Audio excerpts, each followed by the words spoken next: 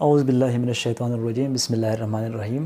अच्छा स्टूडेंट्स, आज हम अपना नया चैप्टर शुरू करेंगे क्लास 10th का, चैप्टर नंबर 11।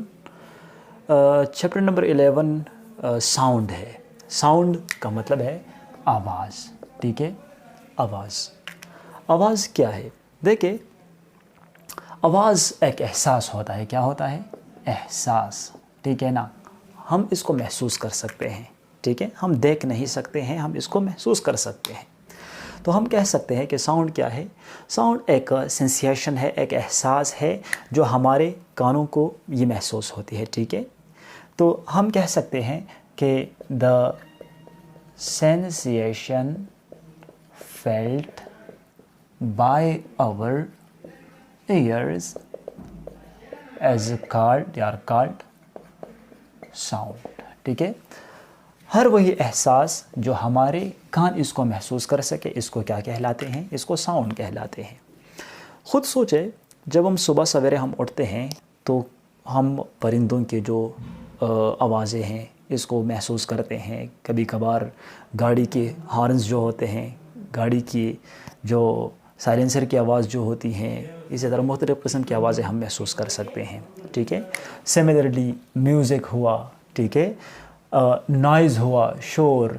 तो नॉइज़ क्या होता है? नॉइज़, ठीक है। तो नॉइज़ होता है, ये एक अनप्लेजेंट सेंसेशन है। अनप्लेजेंट का मतलब है कि नाखुशगवार, unpleasant sensation felt by our ears. एक नाखुशगवार असर होता है, जो एहसास होता है जो हमारे कानों को महसूस होते हैं, जो हमें बोर करने जा रहे हैं। इसको क्या कहते हैं? नॉइज़ कहते हैं। मिसाल के तौर पर, अगर किसी घर में बच्चे शोर कर रहे हैं तो आप घर पे स्टडी इतनी आसानी से नहीं कर सकते हैं। आप इसमें डिस्टर्ब फील कर रहे हैं तो absolutely this is what noise. आप इसमें नाखुशगवार फील कर रहे हैं। जबकि म्यूज़िक जो होता है, म्यूज़िकल साउंड, तो ये इसका जो है अपोजिट डेफिनेशन है नॉइज़ का, कि अनप्लेजेंट है तो इसको कहें कि ये प्लेजेंट सेंसेशन है, ठीक है। प्लेजेंट सेंसेशन है, ठीक है। तो pleasant sensation felt by our ears is called what? Music. मिसाल के तौर पर बॉलीवुड की जो सॉन्ग्स है, इसी तरह पश्तो के जो सॉन्ग्स है, सिमिलरली कोई अगर नात है तो आप इसको सुनकर बहुत एंजॉय कर रहे हैं, इसको बहुत अच्छा महसूस कर रहे हैं, तो ये क्या है? म्यूज़िक है। अब देखिए, हम इस चैप्टर में पढ़ेंगे कि साउंड के जो वेव्स है, इसकी जो जितने कैरेक्टरिस्टिक है, जितनी खसूसियात है, इसका जो स्पीड है, स्पीड जो है हम डिफरेंट मीडिया में डिस्कस करेंगे। मिसाल के तौर पर अगर हम स्पीड के बारे में बात करें तो स्पीड जो साउंड का है, हम इसको डिफरेंट मीडियाज़ में, मीडियम्स, ठीक है। फॉर एग्ज़ाम्पल सॉलिड हुआ, इसमें साउंड की स्पीड कितना है। लिक्विड हुआ, ठीक है, और सिमिलरली गैस हुआ। तो इन तीनों मीडियाज़ में हम ये डिस्कस करेंगे कि जो साउंड है, इसके स्पीड का जो असर है, ये सॉलिड में कैसा है, लिक्विड में कैसा है और गैस में।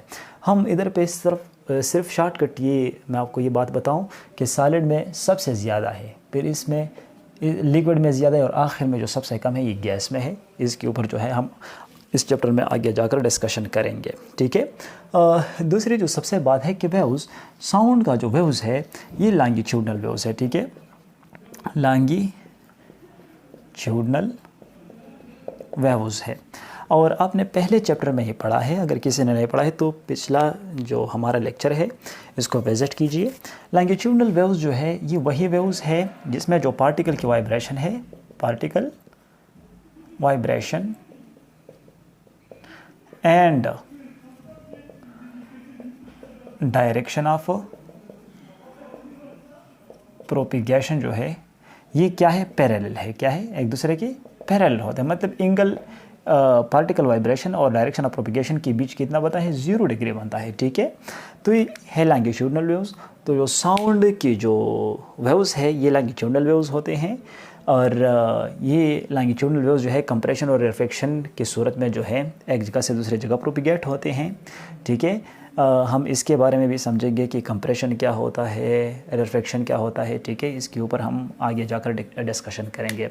और रिफ्लेक्शन के बारे में भी थोड़ा बहुत आप लोगों ने पिछले चैप्टर पे पढ़ा है कि बाउंसिंग बैक है, तो साउंड जब जाता है तो एक सरफेस के साथ टकराकर वापस आता है, तो इसको कहते हैं रिफ्लेक्शन। इन सारी चीज़ों के बारे में इंशाल्लाह हम आगे जाकर इसको मज़ीद डिस्कस करेंगे। अच्छा जी, तो अपना डिस्कशन हम मज़ीद आगे लेके जाते हैं। साउंड के जो प्रोडक्शन है, इसके लिए जो सबसे पहली ज़रूरत है वो ये वाइब्रेटिंग ऑब्जेक्ट की।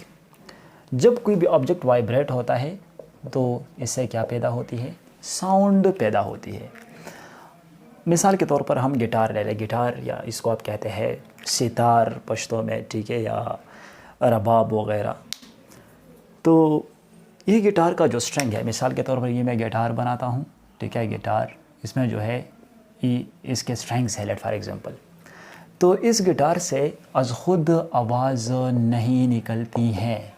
सबसे पहले हमने क्या करना होता है, इसको हमें वाइब्रेट करना पड़ेगा, ठीक है।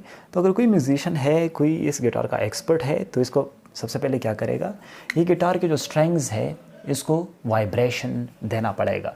तो ये अपनी मेन पोजीशन से ऊपर नीचे क्या करेंगे, वाइब्रेट होंगे। तो जब भी वाइब्रेट होंगे तो इसी वाइब्रेशन की वजह से क्या पैदा होगा, इधर पे एक म्यूज़िकल साउंड पैदा होगा, ठीक है, साउंड पैदा होगा, चाहे म्यूज़िकल हो या नॉइज़ हो, ठीक है। अगर कोई एक्सपर्ट तो एब्सोल्युटली म्यूज़िक पैदा होगा। अब देखें, तो साउंड के प्रोडक्शन के लिए सबसे पहले किस चीज़ की ज़रूरत होती है? वाइब्रेटिंग बॉडी की ज़रूरत होती है, कि जो भी कोई बॉडी भी वाइब्रेट होती है तो इससे क्या पैदा होता है, साउंड। अब मिसाल के तौर पर अगर मैं इधर पर इस मार्कर को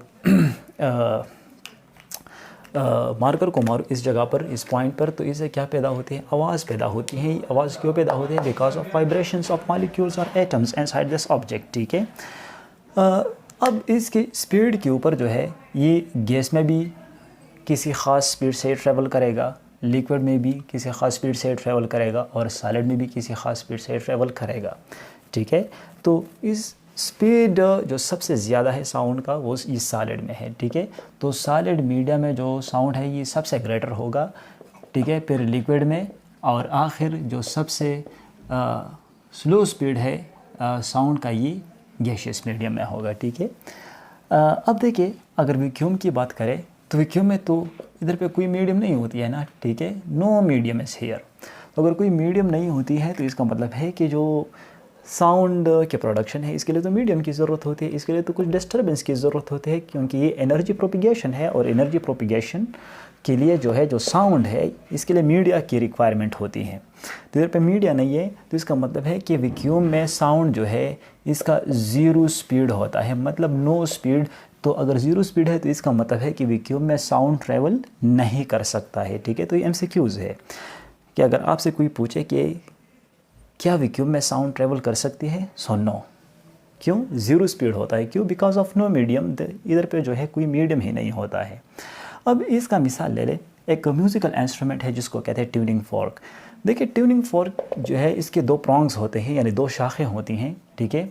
एक इस तरह प्रॉन्ग, जिसको टाइन्स भी कहते हैं, ठीक है, ये दो शाखें हैं। इस म्यूज़िकल इंस्ट्रूमेंट को अगर मैं उठा दूँ और एक रबर पैड पे मारूँ और फिर अपने कान के करीब इसको पकड़ूँ, तो ये ज़्यादा देर तक एक टोन सा देगा, ठीक है।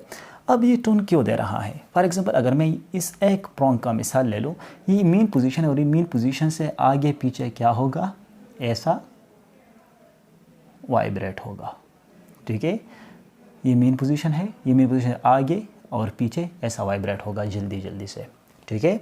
तो इसी वजह से ये आवाज़ पैदा होता है। अब हमने पहले पढ़ा है कि यार, जो साउंड के जो वेव्स है, ये तो लॉन्गिट्यूडनल है, तो इधर पे ये वेव्स किस तरह क्रिएट होते हैं। देखिए, तो ये अगर मैं आपको इधर पे मिसाल दे दूँ कि ये प्रॉन्ग जब आगे जाता है तो जो ईयर मॉलिक्यूल है ये क्या हो जाते हैं, इसको पुश करते हैं, ठीक है। जब पुश करते हैं तो कंप्रेशन पैदा होते हैं, और जब ये वापस आता है तो ये जो डिस्टर्बेंस है थोड़ा लो बन जाता है, ठीक है। फिर अगेन ये ऐसा रिपीट होता है, क्या होता है, रिपीट होता है, ठीक है, ऐसा। तो इस रीजन में अगर देखें तो इधर इस रीजन में जो मॉलिक्यूल्स की डेंसिटी है और मॉलिक्यूल्स की जो प्रेशर है, ये भी हाई है, क्योंकि इधर पे देखें तो ये मॉलिक्यूल एक दूसरे के बहुत क्लोज है, ठीक है, बहुत करीब है। तो अगर करीब है तो हम कह सकते हैं कि इधर पे जो मॉलिक्यूलर डेंसिटी और प्रेशर है ये बहुत ज़्यादा है, तो हम कहते हैं कंप्रेशन इसको। और इधर पे देखिए तो ये मॉलिक्यूल एक दूसरे से क्या है, थोड़े फासले पर है। तो अगर थोड़े फासले पर है तो हम कह सकते हैं कि ये इसको क्या कहते हैं, रेयरफेक्शन कहते हैं, ठीक है। इसको हम आर से रिप्रेजेंट करते हैं। इधर पे फिर मॉलिक्यूल करीब तो कंप्रेशन, इधर पे फिर दूर तो रेयरफेक्शन, इधर पे फिर कंप्रेशन। तो ये तो कंप्रेशन का डिफिनीशन हुआ, ठीक है, कंप्रेशन का। कि कंप्रेशन क्या है, तो कंप्रेशन का डिफिनीशन यही है कि वही इलाका है, वही रीजन है जिस रीजन पर जो मॉलिक्यूलर डेंसिटी है और प्रेशर है क्या होता है, ये हाई होता है, ठीक है। सो डेंसिटी भी हाई होता है और प्रेशर भी हाई होता है, कौन सी रीजन पर, कंप्रेशन के ऊपर।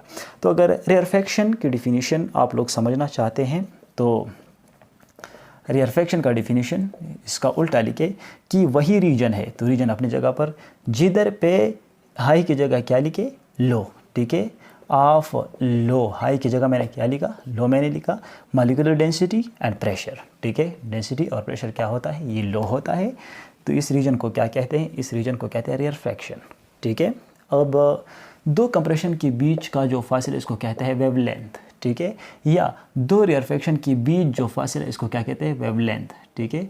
तो वेवलेंथ को हम लॉन्गिट्यूडनल वेव्स के टर्म्स में इस तरह डिफाइन कर सकते हैं कि दो कंसेक्यूटिव कंप्रेशन के बीच या दो कंसेक्यूटिव रेयरफेक्शन के बीच जो फासला है इसको क्या कहते हैं, वेवलेंथ।